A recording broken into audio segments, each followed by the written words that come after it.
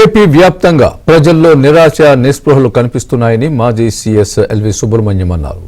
విశాఖలో జరిగిన citizens for democracy త్రిసభ్య సమావేశంలో ఆయన మాట్లాడారు. ఓట్లు వేసిన ప్రజల దగ్గరకు వెళ్లకుండా ఉంటే అది నాయకత్వం ఎలా అవుతుందని ప్రశ్నించారు. అలాంటి వారిని సాగనంపాలని ప్రజలకు పిలుపునిచ్చారు. గతంలో తాను సక్రమంగా పనిచేయడం వల్లనే ఎన్నికలు సజావుగా సాగాయని అన్నారు.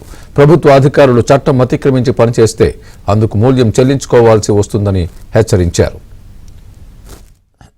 ప్రజా సేవకులు ప్రజలకి కావలసిన అంశాలు చేస్తూ ఒకవేళ ప్రజలు వారు తీసుకుంటున్న నిర్ణయాలతో ఏకీభవించినప్పుడు మళ్ళా దానిని ప్రజల దగ్గరికి తీసుకొచ్చి వారి ఆలోచనల్ని మళ్ళా స్వీకరించి కావలసిన మార్పులు చేర్పులు విధానంలో చేయగలిగే సామర్థ్యము ధైర్యము ఉన్నవాళ్ళు మనకి ప్రజాప్రతినిధులుగా రావాలి. ప్రజా సేవకులుగా ఉన్న జిల్లా కలెక్టర్లు, మంత్రులు, శాసనసభ్యులు వాళ్ళు ఒక 20 మంది పోలీసు వాళ్ళతో తిరగడం, ఎవరు ప్రజలకు దగ్గర రాకుండా చేయడం, అది ప్రజాస్వామ్యం ఎలా అవుతుంది? అంత ప్రజలే కనుక నమ్మని ఒక నాయకుడు ఉన్నాడంటే ఆయనకి ఏదో ఒక మార్గం మనం చూపించి క్షేమంగా ఆయన ఇంటికి పంపించేయడం మంచిది.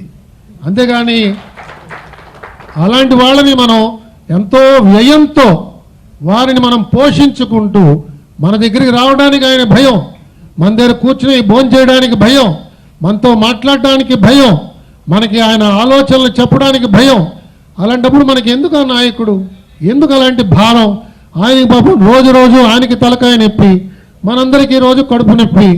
ఎందుకు ఈ విషయం మనకి? అది హ్యాపీగా ఏదో ఒక సొల్యూషన్ మనం కనుక్కోవాలి. కాబట్టి ప్రజాస్వామ్యం ఆ విధంగా పనిచేయదు.